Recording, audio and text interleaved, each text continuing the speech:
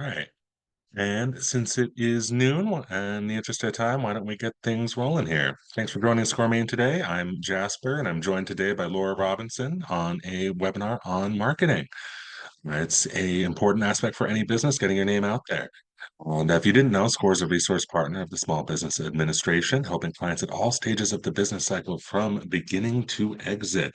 And we wanted to thank our ever gracious sponsor, the Maine Technology Institute, today. Laura, why don't you get things going? Okay, great. I am going to share my screen and we'll just look to you to let me know that everything's looking okay.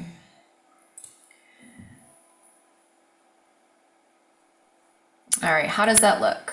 Looks good to me. Got Okay, great. um, Yeah, so, welcome everyone. I saw in the chat we've got several different types of businesses represented here, so I'll try to keep any examples applicable to the people that we have on the meeting. My name is Laura, and I'm a SCORE volunteer where I host different trainings like this. I'm not a SCORE mentor. And I say that because we're going to kind of cover a variety of different things. We're going to get into different marketing channels and, just kind of skim across a lot of stuff. If there's anything that you want to talk more about in depth, what you can do is you can reach out to your SCORE mentor and ask that they set up a call with me. I'm happy to. I've done that for a couple of small businesses already who have a SCORE mentor and they want to pull in some marketing expertise. So if there's anything, we'll have Q&A at the end as well. And throughout, feel free to ask any questions. But if there's something that you want to dig in deeper on, please connect with me directly or through your SCORE mentor, and we can set up some time just to chat through some stuff. Because I want obviously you to have the resources that you need, but within this hour, we'll probably have to skim over some things that you might want to dig more deeply into at some point. So just an offer there for all of you. This is kind of our agenda for today. And as you can see, we're going to touch on quite a few different things within marketing, because what we're trying to do with marketing is, first of all, it's kind of a long game strategy. Quick wins are always fun, but what you're trying to do is create a marketing ecosystem where these different pieces work together and support your overall business goals. So we're going to talk through these different elements individually and talk through how they work together.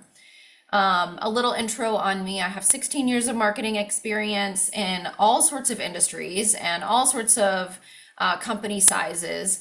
And some I've been an employee at, some of these businesses I've done consulting and freelance work for. And so I say all that to show you that, I mean, really, I've seen really good foundational marketing practices work in so many different types of businesses and so many different scenarios. You don't have to be a marketing expert, and many of you probably don't have anyone on your team who's, the go-to marketing person. You're probably wearing a lot of hats, and you can still create really solid, marketing foundations for your business that support your business goals. If you just kind of understand how the different pieces work, and those things will work together. It just requires some intention and some careful consideration of where you spend your efforts and your time. So we'll talk about your website. This is what I consider to be kind of your central hub of your online presence. I know for some small businesses, you may not have an official website. You may use a Facebook page as that kind of main online presence, which is okay. But I guess, I'm going to approach this from the understanding that generally, like, businesses will have a website that's kind of that central hub. Within your website, you're going to probably optimize for SEO and put content on there. We'll talk about what that looks like. Email marketing helps you to really connect with your audience directly in kind of an environment where you have more control than, say, social media. But of course, social media is really important as well. And then advertising, how you go reach new potential customers and create awareness for your brand and company with people who haven't heard of you yet. So we'll talk about each of those things. What I want you to keep in mind in this presentation and anytime you're thinking about marketing is ask yourself what your goal is and how will you know if you've achieved that goal. So every time you do a marketing activity, whether that's sending an email or creating a social post or doing some advertising, you're not always going to have the same goal. Sometimes that goal will be to get a purchase or a subscriber or a new customer. Sometimes your goal may be just to get more social followers or more email subscribers or more website visits. And all those things that have an appropriate time and place in your marketing activities. Please just make sure that you know what you're trying to accomplish, because if you don't know what you're trying to accomplish with any given piece of content, then you won't really know if it has helped you reach your goal, if you've reached your goal, if it's helping your business to grow. So again, like I kind of mentioned at the beginning, there's a million different things you can be doing in marketing to get the word out about your business and support your growth. So how do you choose? Well, have a goal in mind. What do you want? Do you have a goal of getting more subscribers to social media or more subscribers to your email list? Or do you have a large email list already and you want to convert those email subscribers to customers? Whatever activity you do, make sure you know what you're trying to achieve. And then you have a fighting chance of being able to measure whether it worked or not. And some things aren't going to work and you can just learn from it. It's just information. Okay, so I'll talk about the website first, and this is just obviously a pretty rough mock-up here of what a website could look like, but there's some important things here. If someone lands on your website, they should be able to clearly see what you do and who you serve. They should be able to get more details other than that big picture, 30,000-foot view of what you do. They should be able to get more details about specifics, your products or your services. They should probably be able to get some social proof. Maybe that's customer testimonials or, maybe some information about how long you've been in business or how many customers you've served. All those things will help to build trust. And then, resources, other supporting content, depending on your business type. And I think what can help, first of all, feel free to keep your website simple.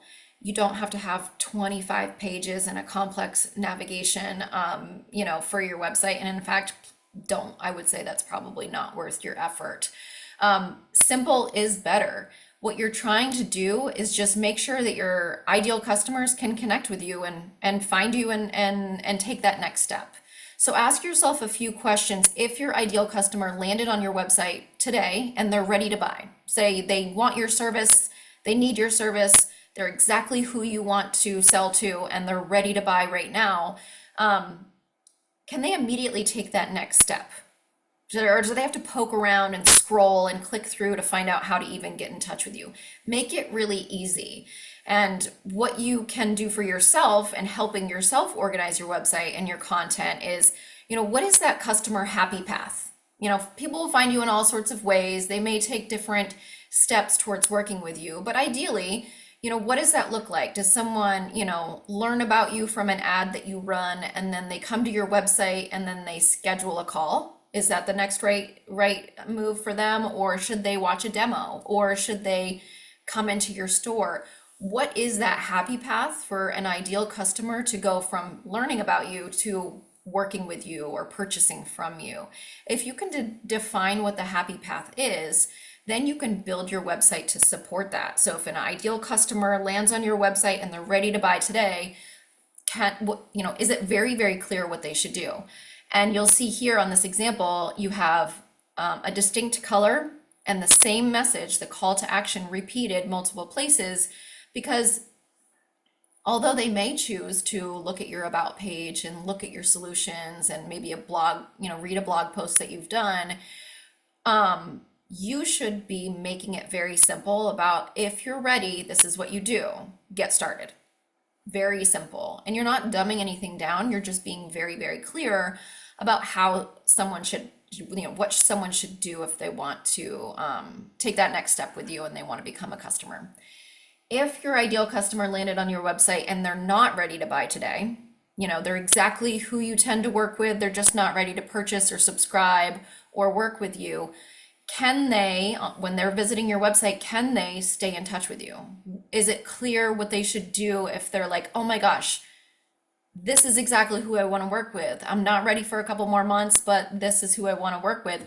Can they either subscribe to your email list, or can they find your social platform very easily to follow you so that they are able to, you know, stay connected with you so that they're, when they're ready to buy, they can find you again. Another question, if your website is the first interaction that someone has had with your company, like they just landed there maybe from a Google search and they found you, they don't know you, they don't know what you do. If they look at your website, can they clearly understand what you do and who you serve? And then, you know, optimize for mobile. So if you're kind of looking at your website objectively, or if you're thinking of building a website out, just try to keep it simple, try to keep it clear, and try to keep your ideal customer in mind. You may have a couple different ideal customers. Maybe you have a business model where there's a couple different populations of people that you tend to serve, and that's okay. But try to keep things really simple so that if I wanted to purchase from you and I landed on your website, I could do that very easily. And again, lots of different business models. You may sell products, you may have services, you may have a subscription-based business. You may, you know, I saw that, you know, one of the attendees is a catering company. You may be working with people who book out 6, 12 months ahead of time. Whatever your business model is, make sure that your website is serving that and set up to accommodate your ideal customer and it's working for you. If anyone has questions, please feel free to, you know, come off mute and ask a question. I'm going to keep going probably for a few more slides and then I'll intentionally pause, but feel free to raise your hand if you have any questions as well. On the topic of your website, I showed you before in that kind of mock-up, the get started CTA, the call to action. That's really important that you have a very clear next step defined, and that's going to be different for all of you probably. You know, for some businesses, you might need to, your ideal customer might need to book a call with you or book a demo or come into, you know, schedule a meeting and have an in-person interaction, whatever they should be doing.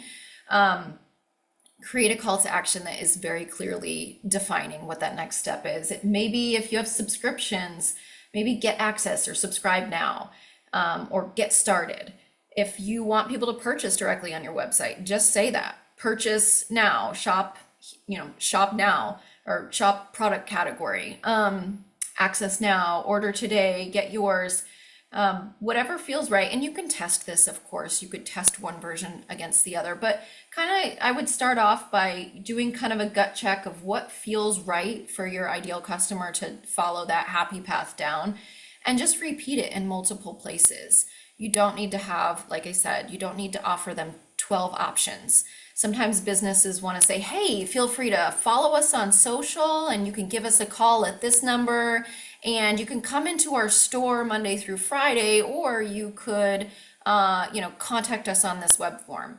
Like, that's too many options. If they're really determined to give you a call, they can find your phone number, I'm sure, in the footer of your website or something. But if you really know that most of your best customers just, you know, booked a meeting with you and then signed up, like, suggest that happy path. You don't need to give them lots of options, because you probably know people's attention spans are quite short, and the more decisions you make someone make just to get in touch with you or connect with you, the higher the chance they're just gonna, you know, close out the web browser and go somewhere else. So make it really easy. Recommend. You can just tell them this is what you should do next.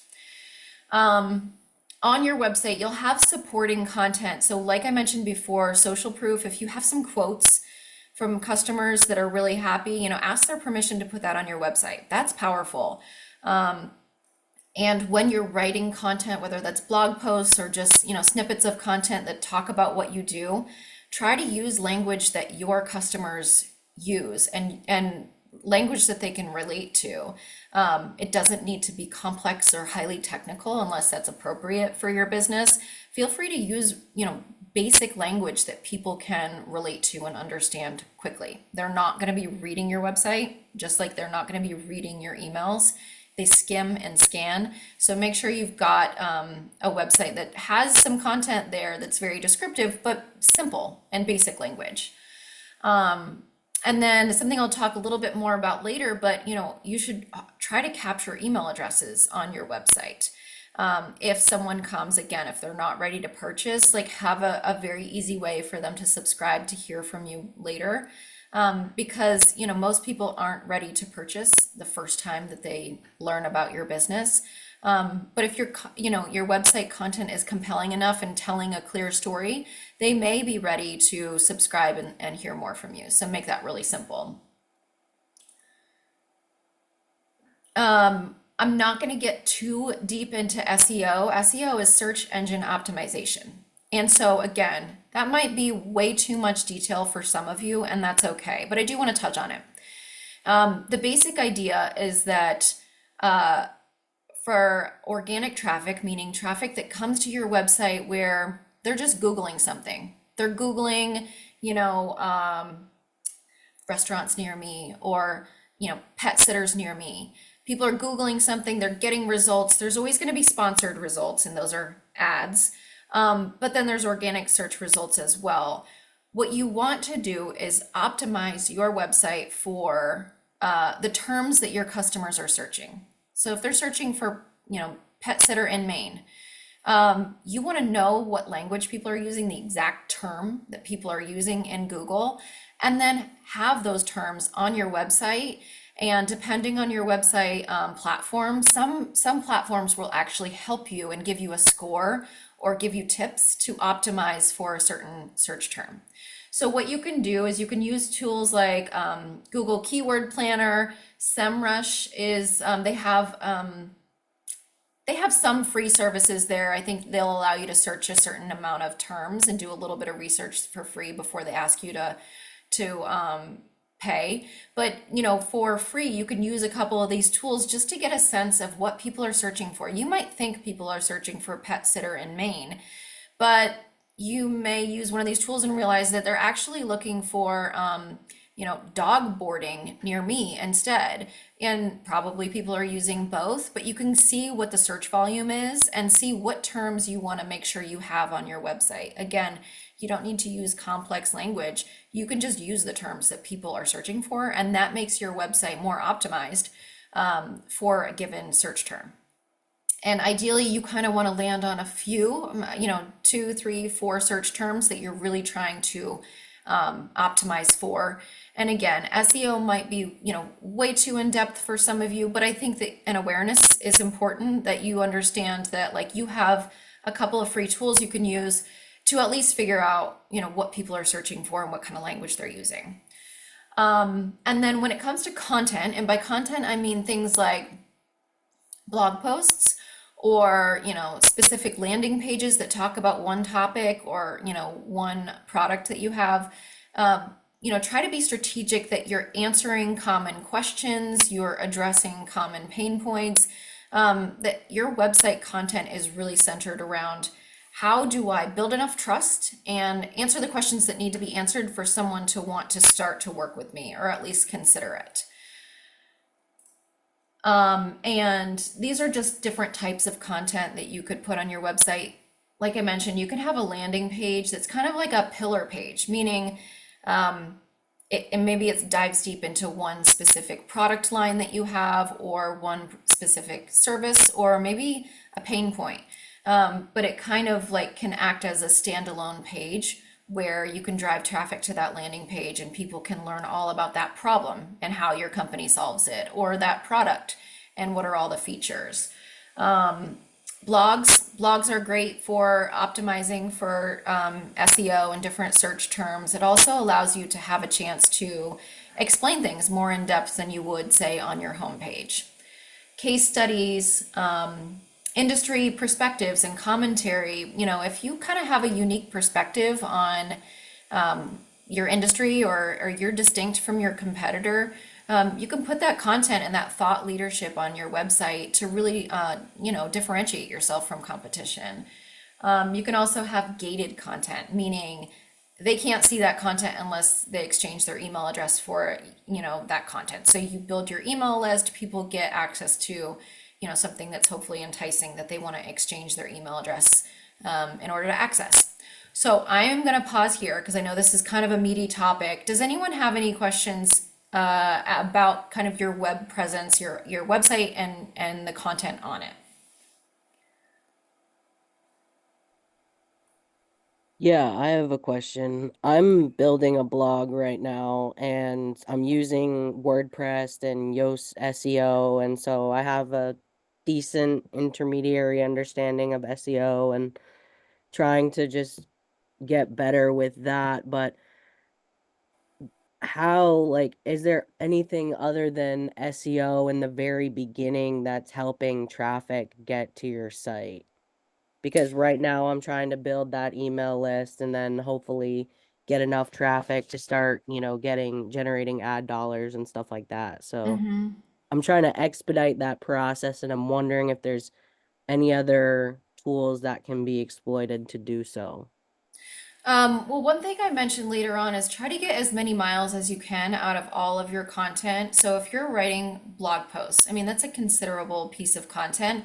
Sometimes posts are, 1,000, 2,000 words long. And so take your blog post and then, and we'll talk about this later too, but your content on your website should be very connected and even repetitive with what you have on social and what you're emailing about. So try to get as you're already investing your time in blogs. So get more miles out of what you're already writing. You can take snippets of that blog content and put it on social. You can summarize your blog and email it to your subscribers and, so that like then, prompt them to check out the blog post for the full content. Try to create an ecosystem where it's not just a website on its own, kind of floating off in the middle of the internet, but that you have a social presence where people can find you. They may come in through social, find you, and then get to your website and read your blog. Or they may get to your blog from, searching something on Google, find out about you, and then start to follow you on social. And, you have more touch points there. We'll talk about ads toward the end of the presentation. Ads are really effective for going out and finding new people, kind of that casting that wide net of the general, like very, top level demographics of who you want to go after. But having a website with robust content, like blog content, can be really powerful. Because if you go spend money on ads and drive people to your website and there's nothing there, or nothing to click on, then it's like, well, what's the point? So what you're doing right now is you're creating a robust blog presence, which is great. So when people, it's kind of like stickiness, right? Like if you do, run ads and bring people into your website, they have lots to click on and read through, and they might want to stay for a while if you have something interesting to say. So, yeah, but I mean, I think since you are taking the time to write blog posts, which again is an investment of time, like you're doing already, make sure it's optimized for a search term.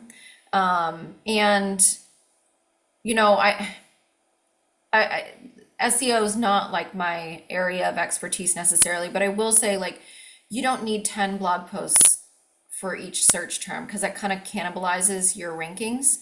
You could just choose to have a few key blog posts that are really compelling for each of your main key terms. And rather than trying to churn out a blog post every week, if that feels like it's distracting you from your other business activities. Awesome. Thank you. I appreciate that. Yeah, absolutely. Okay, I'll keep on trucking through this. Just come off mute if you have other questions and we can chat through other things. Gated content, again, great way to build your email list. Once people are there, offer something of value, and you have to know your customers really well in order to know what is valuable to them, but offer something of value in exchange for an email address. So that could be a free trial or a free demo or an informational webinar. I've seen companies just record, a 10-minute webinar on something really compelling. Maybe they're answering a question that their customers tend to have, and they'll just, have on their website, hey, if you want to learn about X or, whatever, you have to make it compelling and interesting. gate it behind a form where someone has to give you their email address in order to access. You can give a coupon code or free shipping or bonus gift with purchase for subscribing. We see that very commonly with retailers and kind of B2C companies. You can use industry insights like creating like a myth versus fact resource for something in your industry. May apply to some of you, may not, but just any kind of unique perspective that you have, you can kind of entice people with a topic or a question and make them give you their email address in exchange for access. Let's see, exclusive email content or a membership group, a file download. Again, it depends on what type of business that you're in. Maybe it's a template or a framework. You could even do an on-demand course or a video or a challenge. Get creative about what your audience kind of responds to, and feel free to sneak on your competitors too to get ideas. But just see how, like, if you can exchange something that's relatively low lift for you in exchange for an email address. We'll talk more about email in a minute, but building that email list is really a business resource that you can call upon in the future to to grow your business. So having people's email address is pretty powerful. Okay, so why email marketing? For a very long time, even pre-internet, marketers agreed that on kind of the rule of 7, which says that you need to have 7 touch points with a potential customer before they're ready to make a buying decision. But now, because of the internet and how much content we're all bombarded with, it's much higher. Some people think it's 10, some people think it's even, much higher. But I mean, if you think about it, if you're scrolling through social or whatever you're doing in your daily life on the internet, you're seeing ads everywhere. And so it's really hard to, like, for a consumer, if I see a company for the first time, I mean, they've got to have really amazing products or content in order for me to even consider purchasing the first time I see them. I might watch an ad. I might even follow them, but I'm definitely not ready to purchase. And you're probably, the same way. So think about, how do you achieve 7 to 10 touch points with a brand new person? It can get quite complicated. Email is a really effective way to achieve some of those touch points. So what you'll see here in the diagram is you're doing all those things out there to cast a broad net. You might be running ads, you might be trying to, post on social to get the attention of your ideal customers. You might be sponsoring things, you might be on LinkedIn, you might be optimized for SEO. All these efforts are trying to basically attract your ideal customers. Now, what you want to do is, hopefully, if you can capture their email address, like I talked about before, by exchanging something of value so that they'll give you their email address, you can then nurture them or build trust in a relationship with them in the inbox. And just like everywhere else, I mean, the inbox is quite a crowded landscape, but you have more focused attention within the inbox if you can be really strategic with your email marketing, and you can start to build trust, achieve more of those touch points so that those ideal customers are getting to know you. They're getting that brand recognition. They're seeing you in their inbox repeatedly. You have to walk that line. You don't want to spam, but you can, have touch points where, every time they see your company name, they're seeing a subject line that seems interesting or valuable or something they want to look into. They're not going to open every email, but it's just more touch points for you to be able to build brand recognition and get more of those touch points so that people feel comfortable enough with your company to consider buying. Without email marketing, if you were relying solely on organic social, and these are just some kind of examples, if you were relying on organic social to achieve 7 to 10 touch points, what that would mean is you would have to know that algorithm inside and out. You would have to really stay on top of what a given platform like Instagram is prioritizing. And you would have to spend a lot of time there. And likely none of you are Instagram experts or Twitter experts. It's just one tool among many. So you can't really rely on posting on social to achieve 7 to 10 touch points with, your given, ideal customer. Paid ads, if you wanted to achieve 7 to 10 touch points with each of your, target customers, you would have a very large and consistent ad spend budget, which probably none of you do. So you can't rely only on ads. Same for sponsorship or radio promotion. I mean, you don't want to have to dump money consistently into external channels just to reach your ideal customer. You do need to do probably some advertising in some capacity, but you want to bring them in, capture their email address, and then you don't have to rely on ad spend or sponsorship or going viral to get in front of your customers multiple times. So I hope this is painting a picture of this is an ecosystem. I wouldn't rely on any one of these things. Say you just had a website and that's it. Like, you might just kind of remain floating in a corner of the internet because, you're not connected to anything else. You're not, so I just want to emphasize that email can be a really effective tool to, once you've captured an email address, build trust and nurture that relationship. Please don't let this slide overwhelm you, but this is kind of an example of what a robust email marketing approach could look like for a business that is more mature in its strategy. Like I mentioned before, you're attracting people in through activities out there, your content, your ads, your web presence, your SEO. Maybe you're showing up at events. You're doing things externally to try to draw in new people, new ideal customers.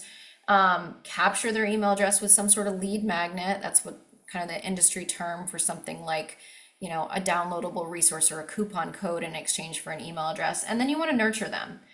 They're only aware of you probably at the time that they give you their email address. They're just aware that you exist. They're probably not even actively considering purchasing from you. They're just aware. So you want to move them from awareness to consideration, with email and other touch points as well. But, send them, a quote or a testimonial from a happy customer. Show a demo or, maybe a video within an email of like how, your best product or something really compelling there. You can, answer common questions in those first emails, build trust while you're building brand recognition, and make sure every touch point is worth your time and their time. If you just kind of send out emails that don't have a goal, that aren't really clear in their purpose, it's not really worth your time to do it. Ideally, you're going to then convert some of these leads into customers. Some of them aren't going to convert right away. You might want to just have a plan for continuing to touch on those people. Stay present in their mind, have regular touch points where you're sending valuable information or interesting information, so that they kind of continue to see your company name pop up in their inbox, with the idea that hopefully they eventually do convert. And once they become a customer, your work isn't done, right? You want those customers to be really successful. And depending on your business model, if you're shipping something to them, if you have a physical product that you're shipping, send them an email where, you're maybe has a demo video or kind of building anticipation for that product when it arrives. Like, hey, the product's on the way. Here are a few things to keep in mind so that you can get the most out of the product.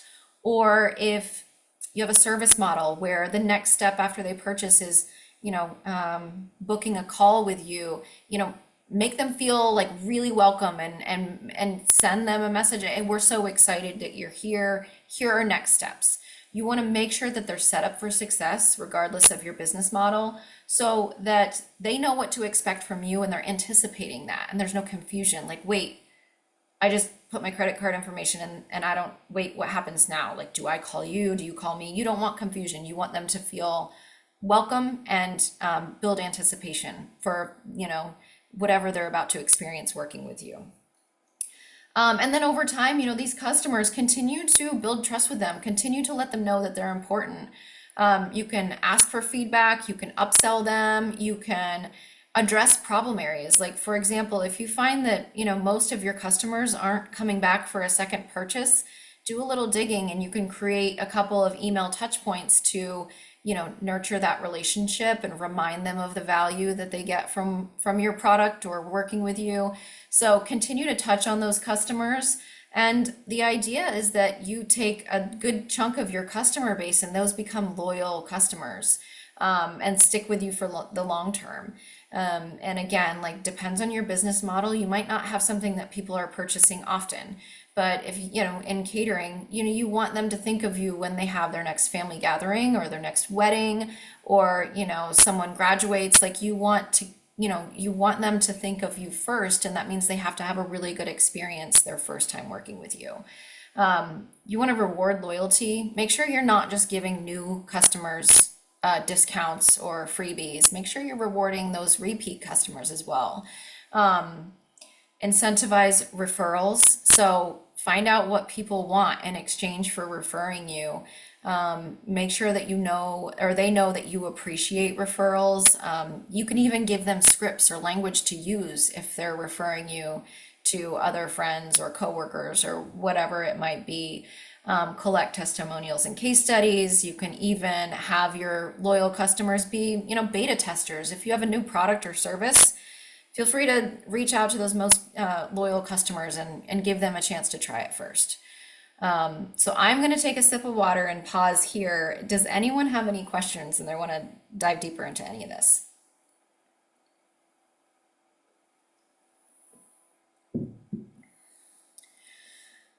I know there's a lot on this screen and I've talked a lot already about different marketing channels. Just keep in mind, if you have a goal for every touch point, any marketing activity, make sure you have a goal and that you can reasonably measure whether you've achieved that or not. And that allows you to do more of the things that are working for your business and less of the things that just aren't resonating with your target audience or your prospective customers. So you don't need to have a full email marketing strategy in order to make email marketing work for you, same as social or anything else. Just try to be intentional about what you're doing, and so you're making the most of each of your efforts.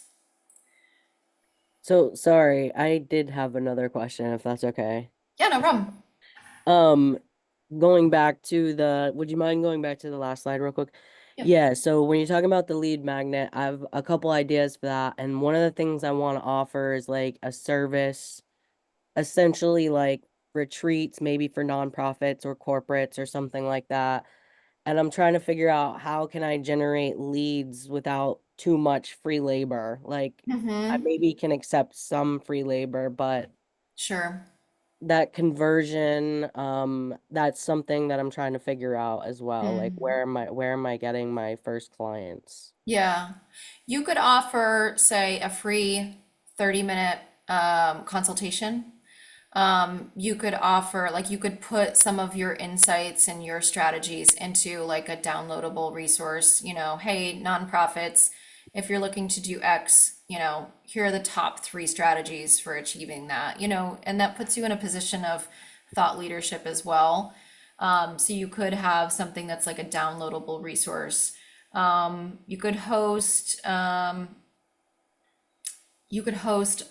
a webinar, or try to get on a podcast, and well, I guess a podcast would be separate from like a lead magnet type of thing. But if you could have any like recorded content where it's like, hey, I sat down with so and so and talked about this problem or this pain point or how to solve this issue, get access now. So anything that's really intriguing potentially to your ideal customers or clients, make it really easy. It doesn't need to be some huge like production. I would just say like, if it really resonates with a pain point or a problem that they're having, or speaks uniquely to your approach that might be different than what they're hearing from other people, you can gate that. I've seen people do like email courses, right? Where you don't need a course platform. They're just really like recording a couple of small videos, hosting them on Vimeo, and then like dripping out content on email, where it's like course day 1, this is the topic we're covering. It's just an email linking to a video. Course day 2. So feel free to try a few different things, but I agree, like you don't want to spend 10 hours creating some ebook that, doesn't go anywhere. Like start small with, things that you can, right, you want it to be low effort for you. But just make sure you're touching on some sort of pain point or need, so that it'll resonate with the right people. Gotcha. Thank you. Yeah, absolutely. Okay, social media. Probably some of you love it, probably some of you hate it, and it is what it is. It is an important part of marketing, in the digital age, and I don't think that it's wise to completely ignore it. So I would say, you don't need to do all the things, and you don't need to post all the time. I would start in a way that feels very doable to you. Like you can commit unless there's some emergency or some, like thing that you couldn't anticipate, commit to something that feels absolutely achievable. So first of all, just pick one or two platforms. You don't need to be on all the platforms. But I think it makes sense to find out like what type of business are you, and like have you already started building, if you're B2B, meaning, business to business, you're offering a service to other business providers and you already have a lot of connections on LinkedIn, maybe start with LinkedIn. Or if you are, if you've been around for a while, you've built up a few hundred followers on Instagram and you're already on Instagram, like continue there. You don't need to be on Instagram and Facebook and, creating long form videos on YouTube and short form videos on TikTok. That's too much and you're going to burn out. So pick one or two platforms that feel, first of all, like they have your ideal audience, and also that you feel comfortable kind of stepping into and being more consistent on. And then what I would do is, I mean, like on Instagram, for example, I follow a couple of people who are, Instagram experts kind of, and just, I don't even spend a ton of time on research, but following them, they're going to be the first ones to tell you, oh, Instagram updated their algorithm. They're now favoring, content that's longer than 2 minutes or shorter than 30 seconds or whatever, any kind of change to the algorithm. Those people are like, that's what they do. They kind of watch those changes and help their audience navigate that. So try to find some influencers or experts on the given platform where you are, and learn the rules of the road and pay attention to how those change. Again, feel free to like snoop on your competitors. Why not? They're going to be snooping on you. So learn from who's already, who already knows the platform, learn from your competitors, see what your, if your competitors are posting a ton of videos and those are getting a ton of, traction, maybe that's something you want to try. Or if you're uncomfortable with that, maybe touch on those similar topics in a format that you're comfortable with, maybe, just carousel posts or something like that. So, put a moderate amount of energy into committing to one or two platforms, learning what kind of content is resonating, and then pick a schedule that's really, really doable. You don't need to do 5 days a week, and you might not even need to do once a week. If that feels overwhelming, do so, again, like stick to a schedule where you can do it. So maybe once a month is where you start, or maybe twice a month. And then I like batching content. For example, if I'm kind of in the zone of like creating social posts, sometimes I'll do, 4, 5, 6 posts at a time and then schedule them out.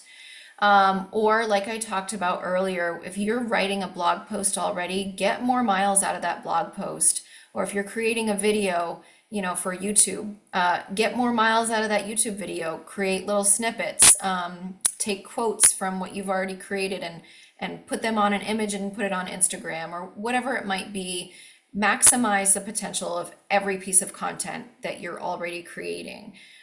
You can turn a blog post into lots of different types of content by pulling out snippets or summarizing in an email, or speaking to that topic that you've already defined all your thoughts on in a blog post. You could create a video of you on TikTok talking about the same thing, just in a different format. So get as many miles out of your content as you can. And then interact a reasonable amount. Again, you don't need to live on the platform, but if people are commenting, make sure you're replying to those comments or liking those comments. And figure out what people like. And again, this is a long game thing. You're probably not going to go viral. And that's okay. You're in it for the long game. I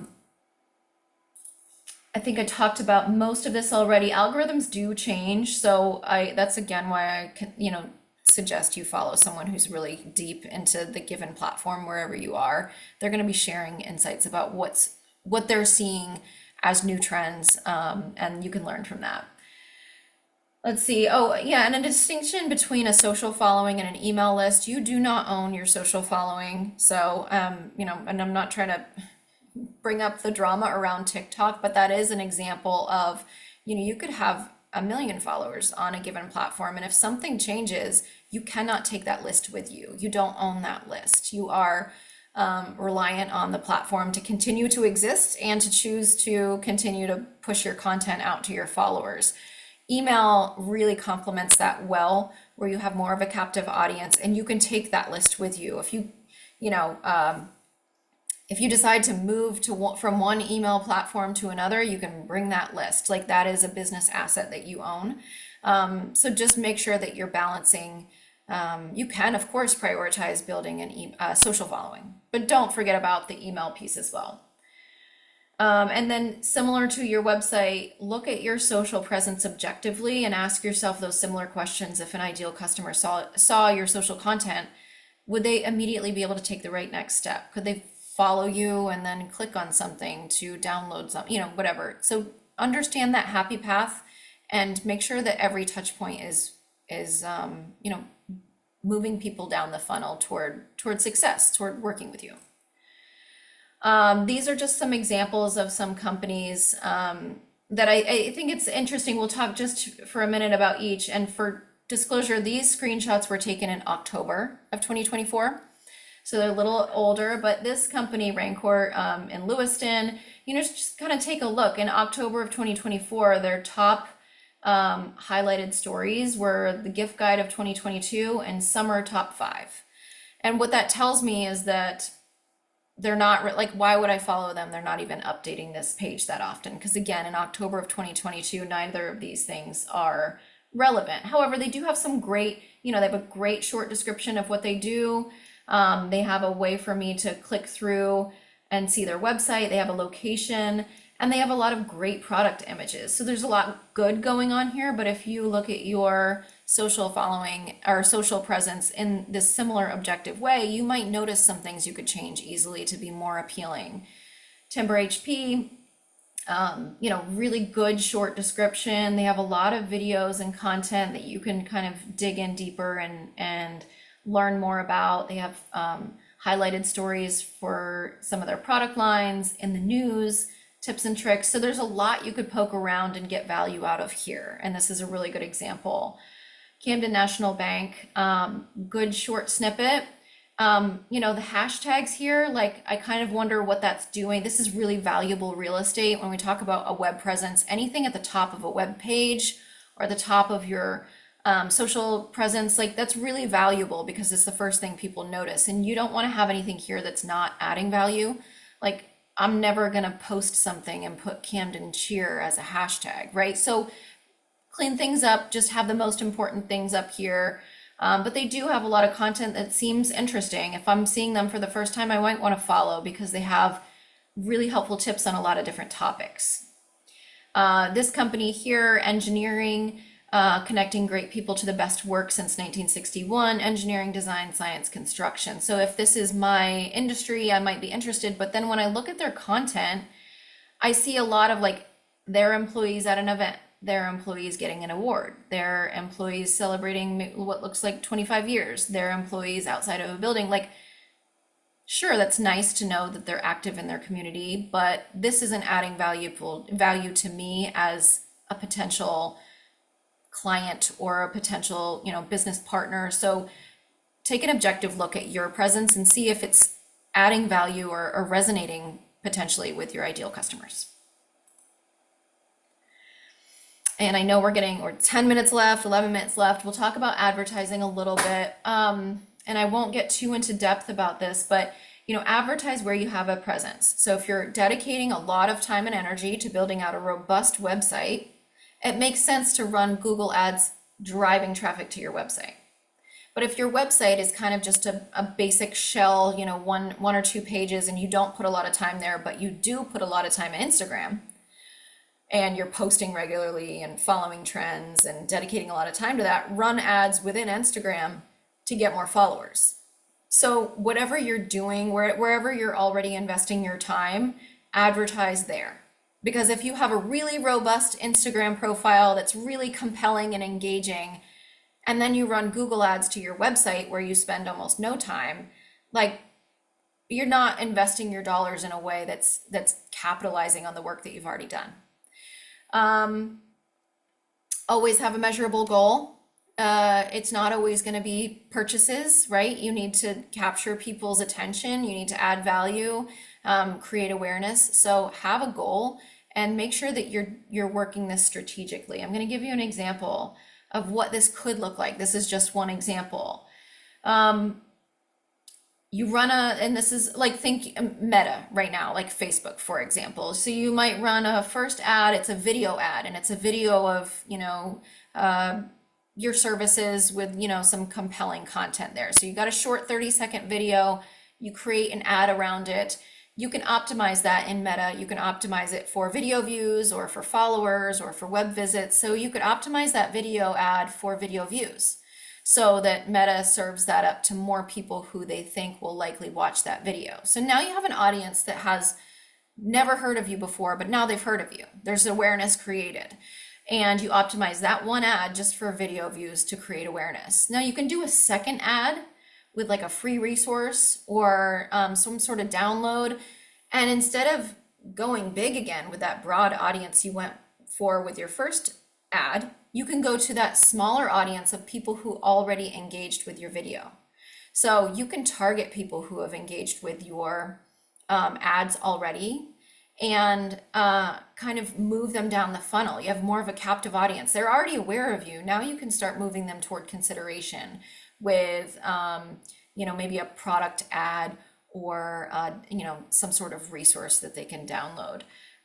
You direct them to a landing page with a paid offer after they, submit the form to get the free resource. The thank you page has a paid offer. And so you've already captured their email address. And then you say, thanks for subscribing. Here's your resource. And if you're interested, if you purchase now, you get a 30% discount. Not all the people will take advantage of that, but then you could follow up with an email nurture series because you captured their email. So this is just one example how you go after a broad audience and then you kind of move them down that funnel so that eventually you convert them into customers. And you can do this lots of different ways. If you're interested in building out ads, I would definitely do some research, and people have a ton of creative strategies for this, but I would say, make sure you know what that happy path is and try to move people down the path or down the funnel. So I'm going to stop here for Q&A. I believe that afterwards you'll get a copy of this deck for your reference. And, again, I just want to reiterate that I'm happy to meet with any of you one-on-one to answer more questions as well. But let's take the last 7 minutes for Q&A. Yeah, I will be sending out a copy of the slide deck and recording once we're done here, and once the recording, Zoom makes it available to me and I get it up on our YouTube. Either way, we did have a few questions in the chat. Starting off with Jen Merritt, would you have any recommendations for differentiating your types of customers? For example, she has retail customers, but also wholesale customers. Oh, okay. Yeah, I mean, those two populations may exist on different platforms. Like you may decide that you're already connected to your wholesale partners on LinkedIn and you want to use different messaging on that platform to speak to that audience. And then you want to use something more like Instagram to connect with the retail customers. When you collect email addresses, you can start to segment your list based on those two populations and send them different messaging. And then if you're, you know, if you just have one, say you're just on Instagram, but you know you have a mix of audiences, that's okay. You can kind of have different types of content that talk to different populations, even on that same profile. And one thing I didn't touch on extensively here is it helps to define content pillars for your social and your web and your email. And that makes your life simpler. So a content pillar might be that, you know, addressing pain points with potential customers. Or one content pillar might be your competitive advantage, how you stand out from your competitors. Or with two different populations, you may have content dedicated to retail customers and content dedicated to wholesale partners. And so you can have a few different content pillars that mix up the type of content, but they're very strategic and making sure that you're, you know, touching on different things from different angles. Totally. We've got Janet. Janet says, I've been in business for many years and I'm wondering how to adjust my marketing to reflect changes in my work that naturally occur with the passage of time. Hmm. I mean, yeah, feel free to delete stuff. Like your website doesn't need to have, you know, an archive of everything you've ever done and been. So, yeah, feel free to reinvent your online presence. I would never, well, not never, but like I don't suggest starting a new Instagram, you know, if you feel like your old Instagram has maybe followers from a different era of what you specialized in, but you can steer things in slightly different ways. You can delete content, you know, that doesn't feel relevant anymore, but and that may mean starting on a new platform. Say you've been solely website, Facebook, and you think in this new, you know, new era of your business that LinkedIn would be more of an investment, or YouTube, you know, feel free to direct your attention in the direction where it seems like that's going to be the best for you. Yeah, I mean, businesses often evolve and change over time. Just, you know, and you can be direct. You can create content that's, hey, I've changed, you know, I used to specialize in this, and actually I've found that this works much better for my customers. And you can make that a content pillar of like transitioning, you know, your audience to expect a different type of content or product or service from you. Hmm. Yeah. I don't just stay stuck in one place, you know? Yeah, absolutely. Yeah. James Davis was wondering earlier when you were talking about Camden National Bank's account and such, what social media platform that was. I believe it was Instagram. Yeah. Oh, yes. I should have called that out. That was Instagram screenshots. Gotcha. And we've got one from Brandon. Basic question. What do you think's more powerful, the Meta slash Facebook suite or Google Ads when it comes to local exposure? Hmm, I mean, with both, you can do geo targeting. Um, the positive thing about Google is that I mean, this everybody. I mean, not everyone's on Facebook. A lot of people are on Facebook, but everybody uses Google. I mean, essentially, anyone with the internet uses Google. So I feel like you do have the full universe of people online available to you at Google, but it's also extremely competitive. So I would take a look perhaps at ad costs. You know, some search terms might be, you know, 20 cents per click. Some search terms might be $5 a click. And so you may just find that Facebook is a more, or Meta is a more cost-effective way to target your audience. So, and you can test both, I would say. Feel free to, you know, run ads for a month on one platform and one for another and see what kind of traction you get. But I would say if you spend more time building out your website content, drive people to your website. If you spend more time on your Facebook content and your website's just kind of more stale, like I would drive traffic to your Facebook page. So might just depend on some variables there. Absolutely. Camden is wondering if you have an email that they can reach out to you at. I will include it later in the follow-up, but Okay, great. Yeah. yeah. Laura at gainkite.com. But yeah, look for that email for contact info. Cool. And we've got one from SCORE mentor Danielle Nemeth. Wondering if you've got recommendations for running advertisements out of state, or would you say just the content would stay the same? Um, yeah, I mean, if you're running ads to people close to your location, even if you don't have a physical location, it makes a lot of sense to say, hey, we're in Maine too, and that would be a meaningful piece of the messaging. We're a Maine business, and even if you're doing business online, making that connection could be really powerful. But if you're targeting people out of state, highlighting that you're a Maine business might not be relevant depending on what you're offering. So, you can just highlight your product or your service, like value, pain points that you're solving for, et cetera. So I would say if being a Maine business is part of your brand, like LL Bean, they target their main connection even, or they speak to their main connection even when they're targeting international audiences. But if so, Maine or wherever you are located geographically, if it makes sense, if it's part of your brand, then you can reference that throughout all of your communications or ads. But if it's not really core to the brand identity, then when you're not targeting local audiences, I wouldn't bother, like making reference to where you are. Totally. All right. Any other questions, everyone, before we head out for the day? Well, in any case, we scores here for you if you do have more questions. I want to thank Laura for putting on another great presentation today.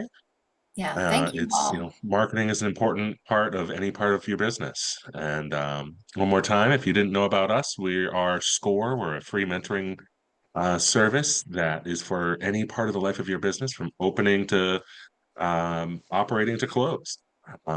We offer free confidential one-on-one mentoring, and you can go about getting a mentor by visiting score.org, probably where you signed up for this workshop. And we are, want to thank our sponsor today again, the Maine Technology Institute. Thanks one more time, everyone, for attending today, and I hope you all have a great rest of your day. Thanks, guys. Take care. See ya.